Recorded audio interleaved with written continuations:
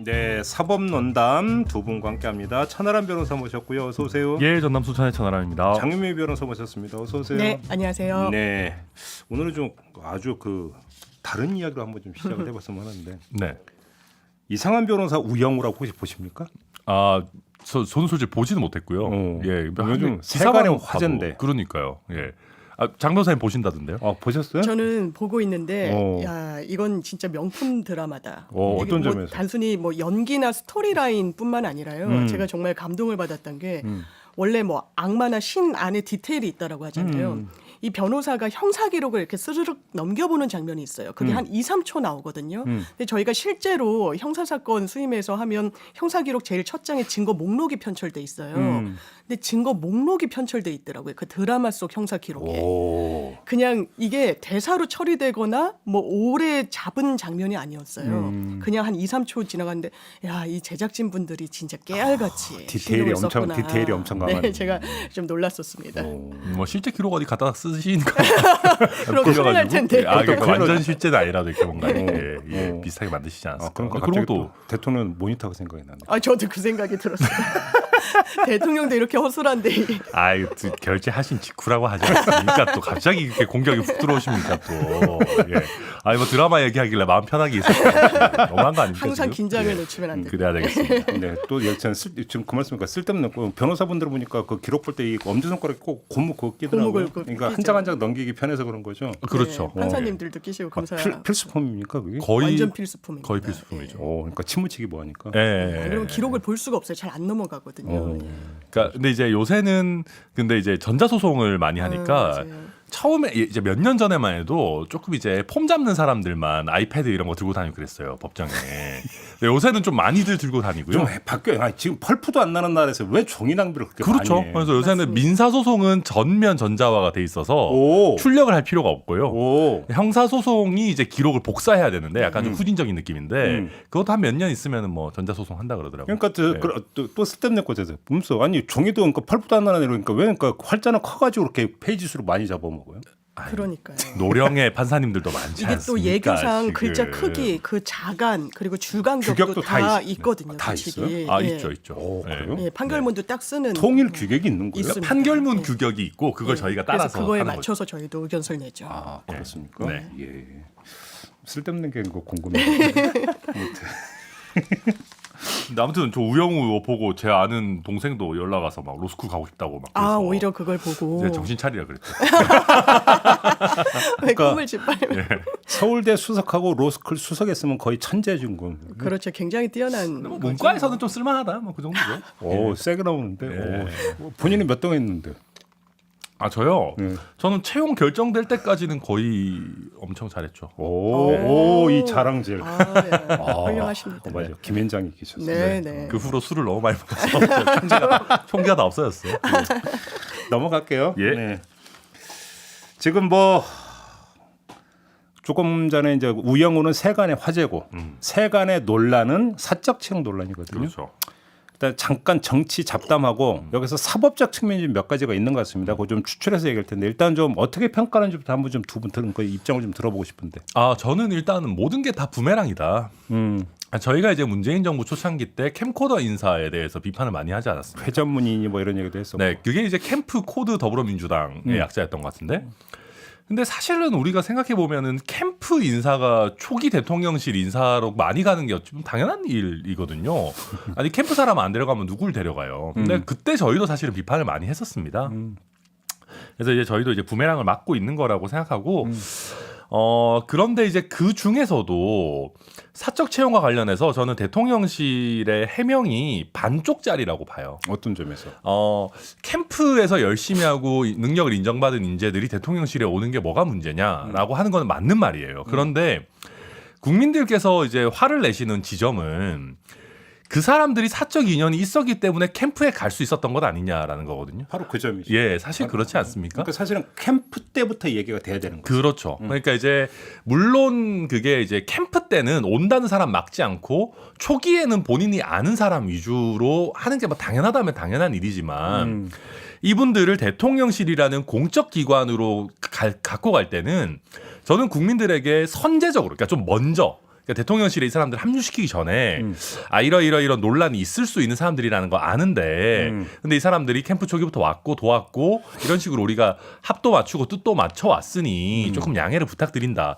그 정도가 선행이 돼야 되는데 그냥 이제 그런 과정 없이 대통령실에 그대로 그걸 이전을 시켰다가 터지고 나니까 캠프 출신인데 뭐가 문제냐 이렇게 하면 아니 캠프에 갈 때부터 이제 사실 너가 아버지 뭐 하시노가 나오는 거 아니냐. 그렇죠.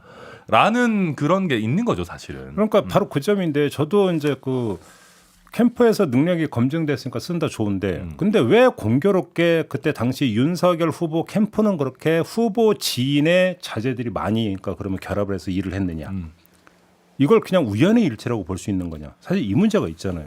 이게 인사 스타일이라고 봐야죠. 자기가 정말 써보고 거기에 지근거리에 있는 사람들만 신뢰하고 믿고 채용하는. 뭐 초기에 또 뭐 정치인 출신도 아니었으니까 아는 사람 통해서 지인 통해서 캠프 꾸릴 수밖에 없었다고 하더라도 그렇다면 그 이후 권력을 잡은 이후 정권 교체가 된 이후에도 그 인사를 그대로 가져가냐 모르겠습니다. 이게 한두 명이면 모르겠어요. 그런데 윤석열 대통령이 검찰에 있을 때 밑에 데리고 있던 수사관의 아들 6급 행정요원으로 있다. 말도 안 되는 거예요. 그리고 그 강원도 쪽에서 일할 때 저는 검찰이 지역 유지랑 같이 친분을 맺는 것도 부적절하다고 개인적으로는 생각하는데 그 인연을 계속 이어오면서 뭐 권성동 의원을 또 가교로 해서 또 윤석열 대통령한테는 삼촌이라고 부른다는 거 아니겠습니까? 이 우모 씨 같은 경우에는 실제로 수행을 하면서 강원도에서 일정 수행할 때 운전도 하면서 그랬다는 건데 아저씨라고 부를 수는 없잖아요. 뭐 삼촌도 부적절하기 마찬가지인 것 같고 그런 사람들을 데려다 쓴다. 그게 한두 명이 아니고 원래 처음에 그 친인척 육촌 이야기가 나왔을 때도 국민의힘 안팎에서도 이거 더 있다라는 얘기가 있었어요. 이거 누가 제보할 것인가, 누가 문제 제기를 할 것인가, 그리고 국민들이 이걸 어떻게 볼 것인가. 대단히 부적절합니다. 지금 법리 이야기를 할 시점은 최소한 대통령실은 아니라고 생각합니다. 알겠습니다. 근데 이제 우리의 저기 코너는 사법 논단이니까 재범 이야기를 거기서 해야죠. 이제 사적 채용 논란에서 이제 그 나오는 여러 가지 갈래 가운데 사법적 측면에서 검토할 부분들만 좀 뽑아서 한번 좀 얘기를 해봤으면 좋겠는데 네. 첫 번째 그 시민사회수석실 9급 행정요원이라는 우모 씨의 네. 아버지가 강릉시 선관위원이다. 네. 근데 아무튼 대통령실의 해명을 종합하면 그 사실을 검증 과정에서 알고 있었다라는 거잖아요. 네. 그런데 전혀 문제가 없다고 판단한 것이 과연 타당한 것이냐? 이건 어떻게 생각하십니까? 이게 법적으로는 뭐 문제되기가 어려울 건 아닐 거예요. 이해 충돌이 있더라도 이제 본인과 아버지는 이 다른 인격체이기 때문에 아버지는 선관위원으로서 뭐 이제 선거 중립 의무 등등을 수행할 어떤 그 주체겠지만 아들은 좀 다르더라도 그래도 이 아들과 아버지를 그렇게 기계적으로 분리해서 볼 수 있는 건 아니잖아요. 사실상 1,000만 원을 뭐 이렇게 후원했다라는 것도 이 우모 씨가 뭐 서울대 음대를 나오면 성악가, 뭐 프리랜서 음악가였다고는 하지만 일정한 수입은 없었다고 지금 알려지고 있는데 이거 아버지가 사실 경유해서 낸 거 아니냐는 의혹도 지금 언론에서 제기가 되고 있습니다. 그러면 이런 직을 제한해서도 안 되고 제한해도 본인이 받으면 이게 대통령한테 누가 된다는 걸 알았어야 되지 않나. 뭐 이해 충돌에는 뭐 기계적으로 해석하면 반하진 않지만 부적절하다는 데 대해서는 이론의 여지가 없어 보입니다. 근데 이거는 이제 장 변호사님 뭐 법률적으로는 잘 짚어주셨고요. 일단 제가 봐도 이게 아들과의 관계에서 뭐가 문제가 있기는 조금 어려운 것 같습니다. 예를 들면 선관위원인 아버지가 직접적인 뭐 청탁을 했거나 아니면 말씀하신 대로 어떤 돈을 대신 후원금을 대신 냈거나 내지는 선거운동 과정에서 선관위원이 해서는 안 되는 선거운동을 했거나 이제 아버지의 행위가 드러난다라고 하면 이게 문제가 되는 것인데 다만 저는 그렇게 생각합니다. 아버지가 선관위원이라고 해서 아들이 뭐 이런 대통령실에서 근무를 못하는 건 아니고 선거운동에 자유가 없는 것도 아니고 근데 뭐 조금 국민들께서 보시기에 의아하신 점은 있겠지만 일단 법률적인 이슈는 아닙니다. 그래요? 예. 그러면 조금 범위를 넓혀갖고 지역 선관위원들은 중앙 선관위원이니까요. 그 선관위원의 그 뭐 자식이든 이런 사람이 예를 들어서 정치인의 뭐 비서로 있다든지 이럴 경우는 어떻게 됩니까? 사실 상관은 없을 텐데 그거는 이제 약간 도덕성의 문제죠. 도의적인 문제죠. 그런 경우라면 선관위원을 안 하는 게 맞겠죠. 그러니까 사실은 그러니까 여기서 이제 사법의 영역과 정치의 영역의 어떤 경계선에 맞습니다. 있는 회피를 해야 되는 의무 이 부분에 걸린다고 봐야 되는 거 아닙니까? 그러니까 제가 사실 선관위원회 선임과 관련한 규정을 다 보지는 않아서 그런 경우에 뭔가 자격 요건에 문제가 있는지는 봐야 되겠지만 아니 거꾸로 그러면 그 아버지의 입장에서 그러니까요. 저도 내가 선관위원인데 내 자식이 대통령에서 근무하는 거 좀 아닌 것 같다. 오히려 회피를 해야 되는 게 맞는 거 아닌가요? 근데 제가 알기로는 현재는 그런 규정 없는 것 같습니다. 왜냐하면 저도 순천시 선관위원을 제가 추천하는 몫이 있거든요. 네, 정당 추천 몫이 네, 정당 추천 몫이 있어서 제가 추천을 해봤는데 보통은 본인의 그러니까 정당 가입 뭐 안 했다라는 증명서 같은 거는 내고 하는데 가족에 대해서까지 물어보거나 하는 건 없었습니다. 그 항목에. 그래서 뭐 그렇게까지 현행 규제가 돼 있는 것 같지는 않습니다. 국회 같은 경우에는 규정을 찾아보니까 이 채용과 관련해서는 사촌 이내 친인척 채용은 아예 금지가 돼 있고 8촌 이내의 친인척을 채용할 경우에는 이 의원과 관련해서 신고를 하도록 돼 있는데 그게 뭐 이제 서영교 의원이 뭐 본인의 조카였나요? 어쨌든 채용했을 때 문제가 돼가지고 국회에서 있었던 것 이외에는 사실 규정이 없다라고 봐도 무방하고 지금 말씀 주신 것처럼 그러면 소송에서 법원에서 기피 회척 뭐 제척 이런 사유들이 있는데 본인의 친인척과 관련된 어떤 그런 소송이 내 재판부에 왜냐면 다 모르니까요. 배당은 기계적으로 이루어지고 나한테 배당이 됐다 이러면 판사가 알아서 그 사건에 대해서는 본인이 빠지겠다는 의사를 표시해야 되는 게 또 맞다라고 규정이 돼 있는 부분은 있습니다. 네. 같은 연장선상에서 뭐 사법부에 이걸 기계적으로 대입하기는 어렵겠지만 이거는 사실상 회피를 하고 본인이 하지 않겠다고 하는 게 맞는 거죠. 알겠습니다. 두 번째 문제가 있는데요. 지금 제기된 문제가 투잡 논란이 네. 불거졌습니다. 두 사람이 있는데 첫 번째 바로 이우모 씨. 네. 이 사람이 이제 아버지 회사 그 아버지가 이제 뭐 통신 설비 업체를 운영을 한다는 거잖아요. 네. 아버지 그 업체에 감사로 지금 등재돼 있다. 맞습니다. 그다음에 두 번째가 극우 유튜버 안정권 씨의 누나. 그 누나도 이제 안정권 씨가 운영했던 그 유튜브 채널을 운영하는 회사가 뭐 GZSS라고 하는 그 회사인데 네. 거기 이사로 되어 있다. 그렇죠. 일단 Z라고 하시는 거 보니까 좀 옛날 느낌 있죠. 왜냐하면 이렇게 해야 되나요? 그 G와 Z를 발음 구분을 제가 못해서. 근데 GZ면 가제트인가요? 뭐? 그러네요. GG는 좀 약간 이상하네요. 발음이 옛날에 좀 잘안 약간 돼서. 소녀시대 노래 같은 느낌도 나고. 맞은 그리고 맞은 거 G라고 합니까? 맞은 거 Z라고. 아 하죠. 맞는 말씀입니다. 어. 네. 네, 아무튼 네, 헛소리 그만하고 예. 맞는 이거 말씀이죠. 자, 예. 이 부분에 대해서 제가 아까 그 저희가 이제 본방에서 강승규 시민사회수석과 인터뷰를 했어요. 네. 그래서 관련 질문을 했더니 신원 검증이 이루어지는 동안에는 오히려 그런 거 있더라도 그만두지 못하게 한다. 왜냐하면 이제 그거 검증을 해야 돼요. 근데 딱 해서 검증이 끝나서 채용되는 순간에는 그걸 이제 그만둬야 되는 게 규정이다 이렇게 돼 있더라고요. 네. 근데 보도에 따르면 그 뒤에도 지금 정리가 안 됐다라고 하는 건데 이 부분은 어떻게 평가를 해야 되는 겁니까? 저는 검증 과정에서도 이런 게 드러나면 그 상황에서 정리를 하든지 본인 의사를 물어야 되는 게 맞다고 생각하고요. 왜냐하면 어떤 겸직 의무는 이게 법으로 국가공무원법에 금지되도록 규정이 분명히 돼 있고 공무원이 공직을 수행하면서 사익 추구를 하면 이게 얼마나 많은 문제가 생길 수 있겠습니까? 이 공직을 수행한다라는 거는 공직과 관련된 정보를 다룬다는 거고 그걸 사적으로 이용하지 못하게 하도록 아예 원천적으로 차단을 하는 건데 이거를 인사 시스템상에서 검증하는 과정 중에서 사적인 기업의 이름을 올려놓고 등기 감사로 돼 있고 등기 이사로 돼 있는 부분이 드러났음에도 불구하고 아, 이거 괜찮아. 나중에 이거 그만두면 돼라는 건 굉장히 안일하다고 생각이 들고요. 그 부분과 관련해서 제대로 체크가 됐는지 사실 그 해명을 들으니까 더 의구심이 드는 부분이 있는 것이고 그렇다면 나중에 원칙적으로 그만둬야 되는데 왜 그 부분에 대해서 매듭을 못 졌다는 겁니까? 그러면 이 검증 과정 중에서 이 부분을 제대로 체크하지 못했다는 거예요. 이 우모 씨 같은 경우도 기자랑 주고받은 문자 메시지를 보니까 그런 건강보험료 이런 세금과 관련해서 납부 내역을 뭐 보여줄 수 있느냐라고 했더니 나는 전혀 문제 없다라고 하면서 증빙 서류는 전혀 제시를 못했다는 건데 이런 부분이 얼마나 꼼꼼하게 되는지 이게 정실 인사, 지인 인사, 사적 채용을 하면 이런 부분에 대해서 해명을 꽉 막히게 못하는 겁니다. 이 정부가. 그러니까 이거는 제 생각에는 규정을 좀 정비할 필요가 있습니다. 그러니까 왜 그러냐면은 그 검증을 하는 기간 동안에는 못 그만두게 한다라는 게 뭐 정책적인 이유도 있겠지만은 사실 채용이 완전히 확정되기 전에는 다니고 있는 회사를 그만두라고 하기가 어렵습니다. 아까 강승규 수석 얘기가 그거예요. 예, 그렇잖아요. 그러니까 잘 사실 특히 돼 있는데 검증에서 이제 탈락될 경우도 있을 수 있으니까. 그럼요. 막 그만두라고 할 수는 없는 것이고 그러면 확정이 되면 이제 그때 직을 내려놓는다라는 거는 뭐 맞는 말이죠. 맞는 말인데 문제는 이사나 감사 등기 이사직을 해보신 분들은 아실 텐데 물러나는 게 생각보다 시간이 오래 걸립니다. 그리고 감사 같은 경우는 감사가 의무적으로 있어야 되는 감사 같은 경우는 후임이 등기를 하면서 사임을 해야 됩니다. 그러니까 내가 그냥 그만두겠다라고 하고서 등기를 받아주는 게 아니라요.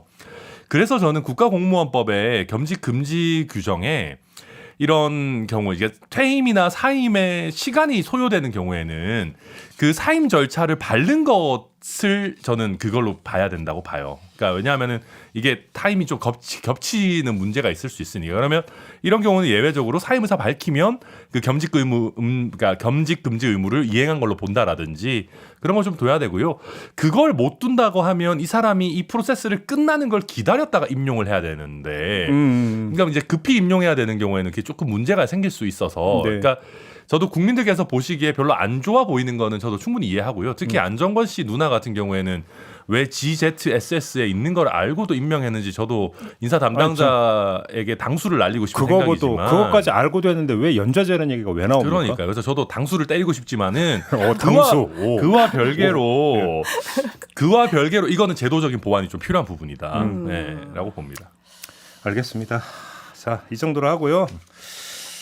아무튼 그 대통령께서 이제 적극적으로 해명과 반박에 나섰는데 과연 민심으로 움직일 수 있을지 좀 지켜보도록 하고 짧게 김건희 여사 그 허위 경력 수사 관련해서 서면 답변서 제출했다는 그 이제 보도가 나왔더라고요. 네.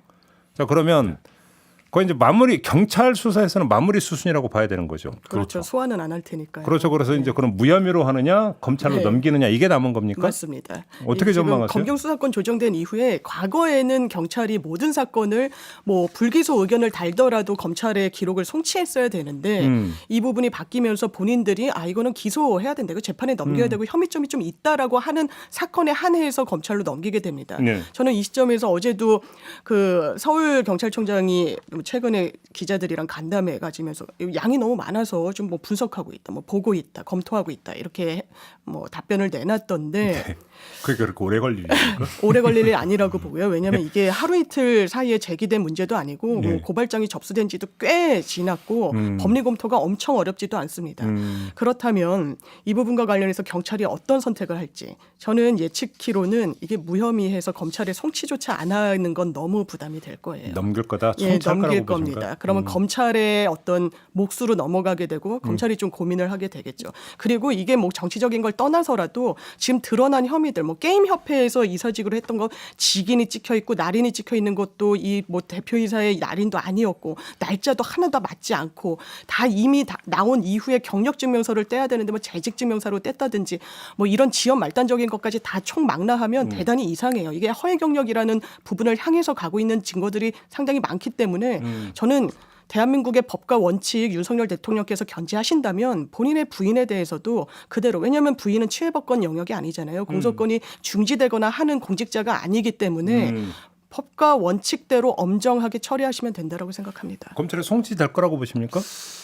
경찰 저도 장 변호사님과 비슷한 생각인데 근데 그러니까 일단은 아마 그 답변서 자체의 양도 꽤 많다라고 알려져 있고 방금 장 변호사님 말씀하신 대로 솔직히 뭐 이런 저런 이슈들이 많잖아요. 뭐 또 그 경력도 굉장히 다양하고 그러니까 그걸 확인하는 작업은 경찰에서 해줘야 됩니다. 일단 사실관계 확인에 대한 작업은. 그러고 나서 뭐 공소시효가 완성된 게 명확하다라고 하면 불송치를 할 수가 있을 텐데 근데 그런 게 아니라 예를 들면 애매모호한 부분들이 있고 공소시효가 남아있다라고 하면 일단은 경찰로서는 검찰에 보내는 결정을 하지 않을까. 저도 그렇게 그러면 이제 재미난 관전 포인트가 하나 나오는 거죠. 네. 이제 한동훈 법무장관이 이제 그 검찰 인사를 하면서 인사 이유로 제일 맨 앞에 이제 내놨던 게 항상 공정에 대한 의지. 이거는 이제 높이 샀다고 이제 다 이제 이렇게 했으니까 공정하게 처리해야 되는 사안이잖아요. 그럼요. 그렇죠. 그렇죠. 네. 이제 그러면 이제 그 만약에 검찰로 송치된다면 해당 검사나 검찰 지휘부가 정말 공정에 대한 의지를 발동해서 처리할 거냐. 이게 이제 관전 포인트가 되는 거다. 이렇게 그렇겠죠. 보면 되는 건가요? 문제가 예. 있으면 처벌을 해야죠. 저는 검찰이 눈치를 당연히 안 보일 수가 없을 겁니다. 그리고 지금 제가 검사라도 좀 눈치 보이는 것 같아요. 언론 뭐 현직 부장검사 인터뷰, 그러니까 익명이긴 하지만 언론에 나온 걸 보면 처가와 윤석열 대통령은 운명 공동체다. 부인 얘기만 나오면 굉장히 되게 대노한다, 화를 낸다, 예민하다, 민감하다라고 이야기를 해서 아무도 잘 건드리는 부분에 있어서 제대로 터치를 못한다. 선거 캠프 내에서도 검찰 인사가 가서 이 부분에 대해서 문제 제기를 했더니 캠프에서 나왔다더라.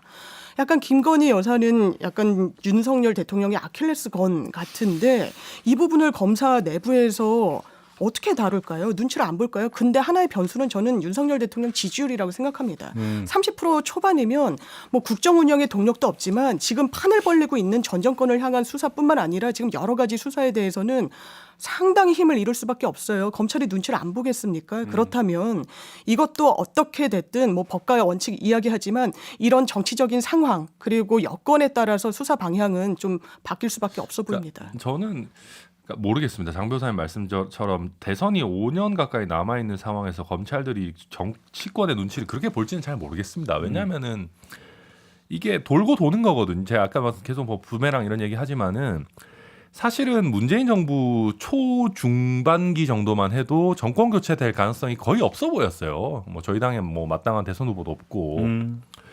그래서 뭐 예를 들면은 편하게 뭐 민주당 정권이 계속될 거 20년 갈 거다라고 생각하고 예를 들면 업무 처리를 했다라고 하면 큰 코 다치는 거거든요. 저는 그래서 뭐 예를 들면 대통령 지지율이 떨어지든 뭐 하든 정권이 바뀌든 안 바뀌든 이게 나중에 문제되지 않을 방식으로 이 처리를 한다고 공직자들이 생각을 해야지. 아, 뭐 이 정부가 이렇게 될 것 같고 저렇게 될 것 같고. 예를 들면 지지율이 떨어져도 이명박 박근혜 스타일로 또 당내에서 이동할 수도 있는 거고. 그러니까 그건 이제 어떻게 보면은 진짜 미래 예측의 영역이기 때문에 우리 공직자들이 그렇게까지 생각은 하지 말았으면 좋겠습니다. 예. 요것도 한번 여쭤볼게요. 뭐 우리 경찰국 설치는 여러 번 짚었으니까 거듭하지 않겠고, 다만 요거 하나는 좀 그러니까 그 짚어야 될 것 같은데, 이상민 행안부 장관이 무슨 발언을 했냐면 중대한 사안에 대해서는 당연히 수사 지휘를 해야 한다. 네. 이런 얘기가 나올 수 있는 겁니까? 어떻게 봐야 됩니까? 나올 수 없는 거죠. 대단히 부적절하고 경찰국을 신설하겠다고 했을 때 개별 사건에 대해서 그렇다면 행안부가 과거에 내무부에서 이렇게 지시하고 했듯이 하는 거 아니냐, 과거로 복귀하는 거 아니냐라고 했을 때 절대 아니라고 했는데 주요 사건에 대해서는 할 수 있다. 그럼 주요 사건은 누가 분별합니까? 누가 판단합니까?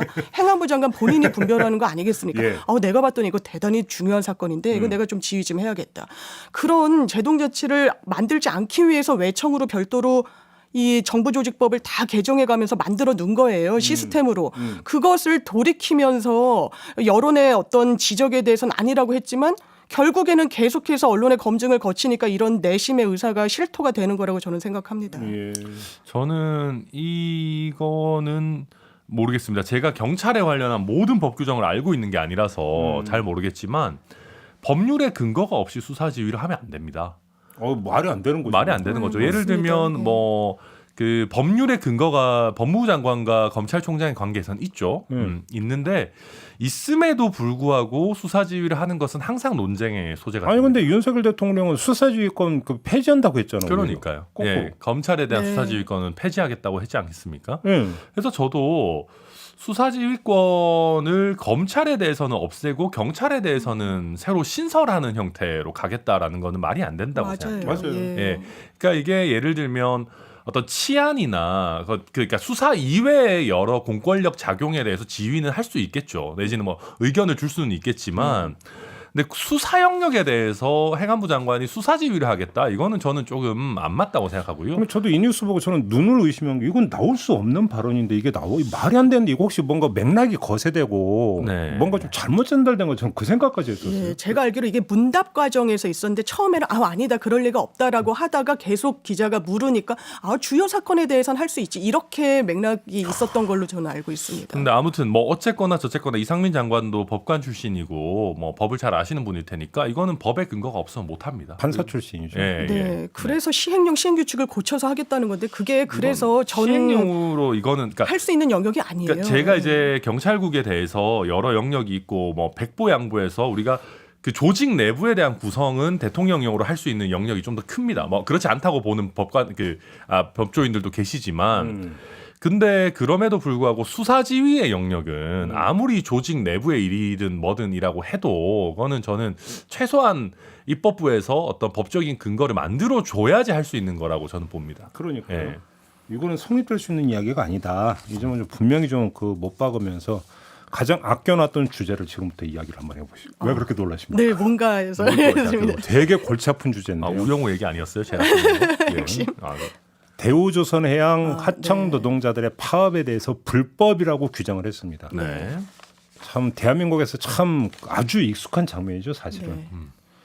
자, 이 법 논리, 네. 이른바 법치의 논리에 대해서 일단 두 분의 어떤 총평부터 한번 좀 들어보고 싶습니다.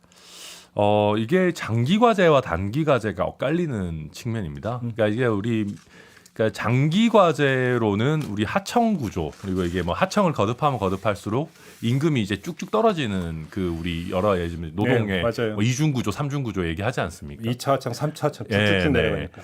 그러니까 그런 거에 대한 그 어떤 제대로 된 실태 파악과 개선이 필요하다. 장기 과제로서 당연히 동의하죠. 그걸 누가 뭐 반대하겠습니까? 근데 이제 이게 단기 과제로서 현재 이게 약간 뭐 저도 불법의 영역이 정확하게 뭔지 제가 이걸 뭐 자세하게 살펴보진 않았지만 이제 파업이 불법이 되는 근거들은 아주 뭐 대부분 그 정형화돼 있습니다. 예를 들면 점거를 한다거나 뭐 다른 노동자들의 진출입을 막는다거나 뭐 이런 것들이 이제 불법 파업이 되는 간단한 이제 영역들인데 쉽게 말하면 이제 업무 방해라는 거 아니겠습니까? 그렇죠, 좀 그렇죠. 점거를 했고 그래서 이제 작업을 그렇죠. 진척을 못 시키니까 그러니까 업무 내가 방해 아니냐. 파업을 하는 것을 넘어서서, 그러니까 내가 일을 하지 않는 것을 넘어서서 이제 타인의 뭐 업무를 방해하게 되는 경우가 불법 파업으로 가는 이제 그런 길인데, 그러니까 단기적으로는 이런 어떤 불법성이 만약에 있다면, 저도 뭐 자세히 살펴보지 않았지만 이런 것들로 인해서 현재 대우조선해양의 뭐 여러 하청 업체들, 뭐 거기 영세한 업체들도 많이 있는데 거기도 뭐 몇 개가 문을 닫고 뭐 거기 있는 근로자들이 뭐 10만 명인데 생계가 어려워지고 뭐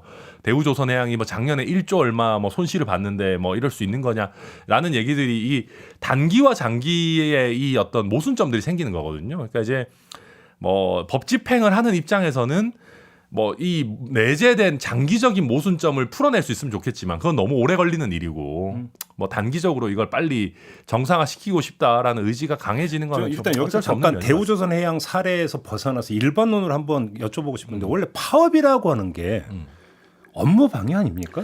원래? 파업이란 건 업무 방해를 자동적으로 수반할 수밖에 없는 부분이 분명히 있죠. 업무를 방해시킴으로써 우리의 요구를 관철시키기 위한 게 맞습니다. 파업 아닙니까? 그래서 대법원도 비교적 넓게 그 부분을 인정을 하고 있습니다. 지금 이거 뭐 불법이다라고 규정하고 있는데 왜 너네를 직접 고용하지 않은 하청업체와 이야기하지 않고 대우해양조선을 거론하냐? 왜 산업은행까지 끌고 오느냐라고 하는데 대법원도 보면 이 원청업체의 책임을 비교적 넓게 인정하고 있습니다.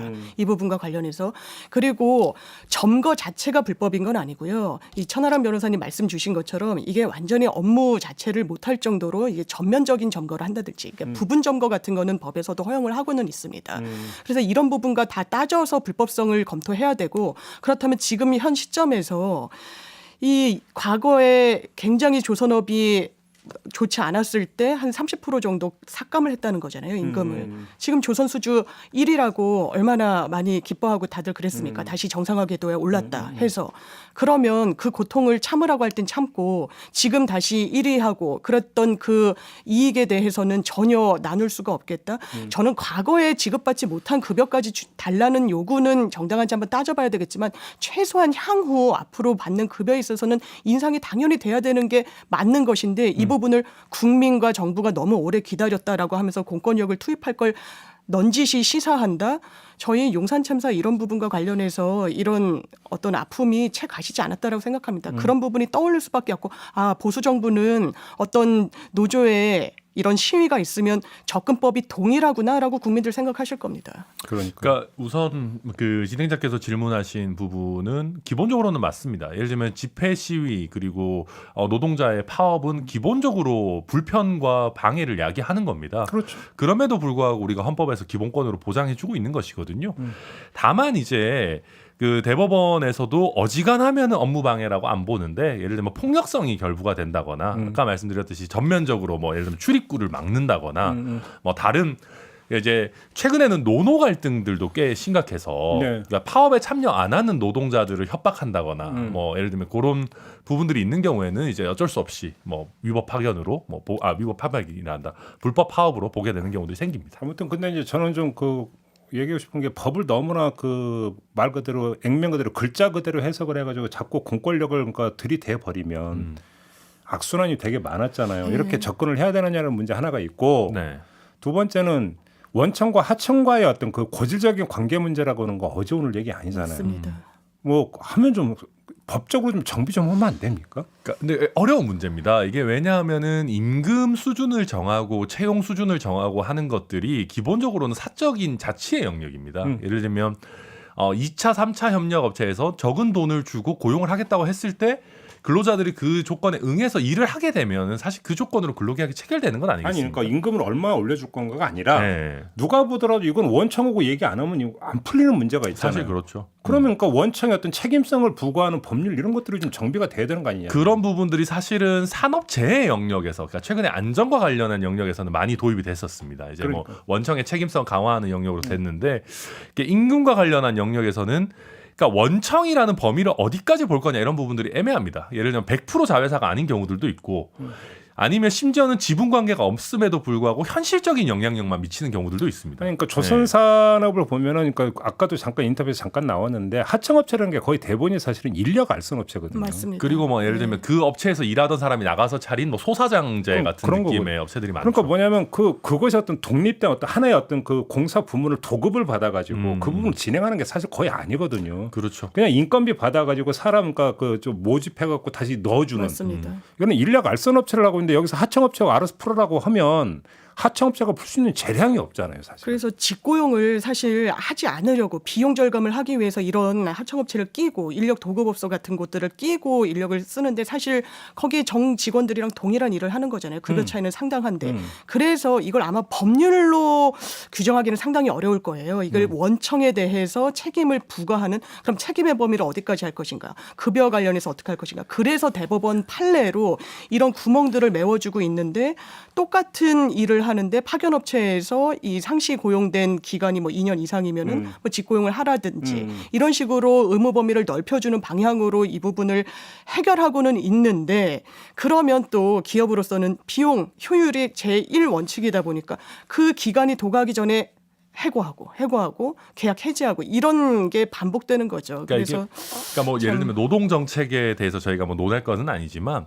방금 말씀하신 그런 구멍들을 대법원에서 불법 파견을 조금 더 넓게 인정하는 형태로 한동안 많이 규율을 했었습니다. 예, 그렇게 했고 근데 이제 뭐 그것도 이제 불법 파견이 의심되는 사례들은 그래서 어느 정도는 많이 정리가 됐는데 뭐 그게 뭐 100% 다 뭐 정리가 될 수 있는 건 마지막으로 아니니까. 짧게 하면 또 대우조선해양의 지금 그 지배주주는 산업은행이 네. 지분율 55%로 네. 산업은행은 사실상 정부 거잖아요. 네. 그렇죠. 그럼 정부는 사용자라고도 볼 수 있잖아요. 네. 그럼 정부가 좀 더 적극적으로 나서면 안 됩니까? 당연히 그럴 수 있는 근거 그럴 수 논리가 있죠. 되는 겁니다. 근데 정부가 이렇게 뒷짐지고서 불법 파업 우리 엄정하게 대응할 거야라고 얘기하는 게 과연 책임 있는 자세인지 정말 근데 모르겠습니다. 뭐 다만 이제 산업은행 같은 경우에서도 지금 이제 대우조선해양이 그렇게 좋은 상황은 아니고요. 또 이게 한 번 원청이 개입하는 관행을 만들기 시작하면 특히 공적인 영역에서 이게 사실 굉장히 커질 수 있습니다. 그러니까 저는 이게 공권력 투입이라는 얘기를 함에 있어서 저희 당이나 저희 보수 진영의 정부들이 너무 이렇게 공권력 얘기하는 거는 안 좋다고 생각하거든요. 그러니까 조금 더 이제 그 노동자들의 처지나 왜 파업을 할 수밖에 없는지에 대한 공감이 선행돼야 된다고 저는 늘 생각하는데 그럼에도 불구하고 이게 저는 공권력 투입 여부라는 게 너무 정치적으로 소비되는 면이 있습니다. 그러니까 그러다 보니까 노동자들 입장에서도 어떨 때는 불법을 해도 처벌 안 하고 어떨 때는 불법을 하면 또 특달같이 달려들어가지고 바로 처벌하고 네. 그러니까 파업을 하는 입장에서도 어디까지 해야 되는지 선을 긋기가 굉장히 어렵습니다. 그리고 사실 노동자 측에서도 강경투쟁을 요구하는 목소리들이 굉장히 많이 나오거든요, 사실은. 그랬을 때 그러면 그 집행부에서 이거 하면 법에 걸린다. 예를 들면 우리 이렇게까지는 하지 말자라고 할 수 있어야 되는데 그 잣대가 고무줄이다 보니까 강경파의 목소리를 또 저지하지 못하는 면도 있습니다. 그래서 아이고, 일관된 법 집행이 필요하기도 한 겁니다. 그러면 관련해서 보면 좀 매일 나오는 뉴스가 뭐 그래서 대우조선해양이 하루에 몇백억씩 손해 보고 있고 지금까지 네. 뭐 그 잠정 손해액이 추정으로 뭐 6천 몇백억이 네. 나오는데 저는 그 뉴스 보면서 느끼는 게 그거에 10분의 1만 했으면 문제 그러니까요. 풀려도 벌써 풀린 거 아니냐 네.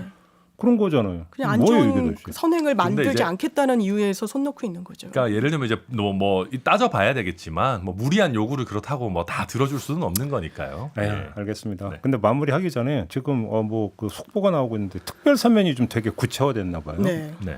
지금 그 오늘 아침에 나온 거는 8.15 특별 사면이 대규모로 이루어진다라는 거고 이명박 전 대통령은 확실시되고 김경수 전 경남지사도 가능성이 있다. 조선일보 보도는 또 이렇게 나오고 있거든요. 네.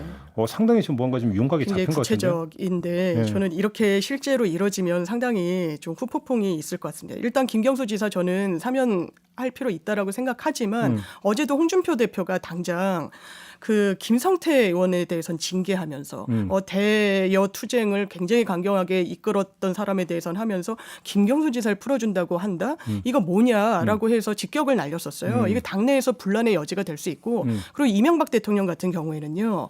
전 박근혜 전 대통령이랑 좀 다른 수위에서 그 판결문에 있어서 굉장히 개인 비위가 더 크다라고 생각하고 국민 여론도 좋지 않습니다. 사면에 대해서. 그런데 이걸 단행한다? 지금 이 대통령실의 많은 인사들, 뭐 장제원, 권성동 다 MB계 인사들로 이게 분류됐던 정치인들이죠.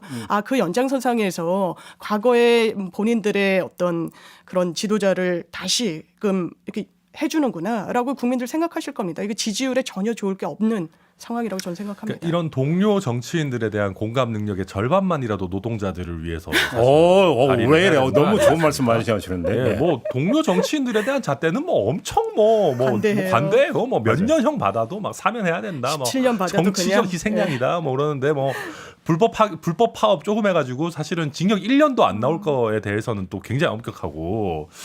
그래서 저는 사실은 잘 모르겠습니다. 이게 저 과격하게 질문 하나만 드릴까요? 네.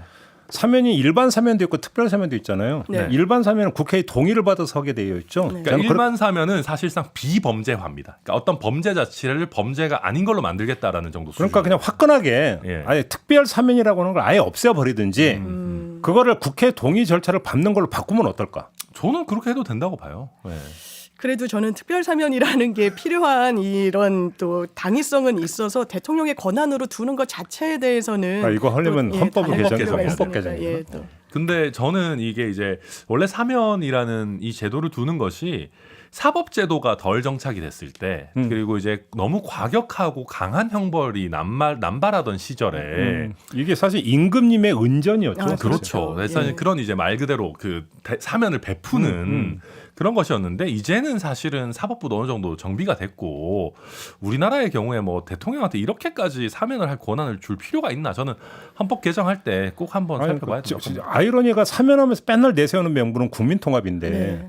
국민통합이 아니라 맨날 국민 갈등만 이야기하는 게 특별 사면 아닙니까? 그러니까요. 그런 좋아한다고 뭔 측면이 국민 있죠. 통합이 되겠어요? 그러니까 윤석열 대통령 오늘 아침에 이재용 사면에 대해서는 일절 언급 안 하는 게 원칙이다 이렇게 이제 얘기를 했다고 하는데 어찌 본다면 핵심은 이재용 사면 아닙니까? 그렇죠. 예. 네. 이명박, 이재용, 김경수 요게 네. 세개 근데 결국 이제 하기 위해서 이제 여기도 섞고 저기도 섞고 섞어찌게 짬뽕으로 가는 네. 거 아니에요? 이게 특별 사면이 이게 무슨 특별 사면이 이게? 저 이제 늘 그렇잖아요. 우리가 옛날에도 보면 정치인, 경제인 뭐 배제하겠다라고 했는데 그게 맞아요. 예를 들면은 우리가 보면은 뭐 과도한 규제 때문에 뭐 별것도 아니진 않겠지만 뭐 예를 들면 행정형벌 같은 것들이 너무 나와서 뭐 그런 분들의 전과기록을 좀 없애준다. 뭐 그런 거는 할 수 있습니다. 근데 이게 잘 모르겠습니다. 저는 뭐 김경수 지사 같은 경우도 대법원에서 확정된 범죄 사실 같으면 이게 민주주의에 굉장히 큰 위협이다라고 실제 저희 당에서도 엄청나게 그런 논평을 많이 내놨는데 저희가 또 사면을 한다?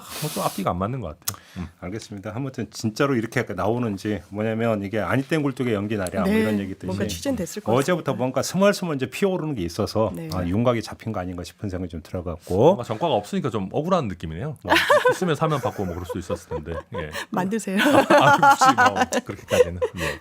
노상방뇨는 전과에 안 들어가죠. 예, 의상 그건 아마 방뇨는 안 과태료 들어가죠. 정도. 예. 과태료죠. 과태료죠. 5만 원인가 얼마. 네, 그 정도. 알겠습니다. 요즘 그 담벼락에 가위 거리진 게 거의 없어갖고 요새는 거의 없죠. 저 옛날에 많았는데 요새는 뭐 지하철만 가도 다 화장실 있으니까. 예. 또 마지막 쓸데없는 얘기야. 마무리할게요. 두 분 수고하셨습니다. 네. 저도 함께 고맙습니다. 물러갈게요. 고맙습니다. 감사합니다.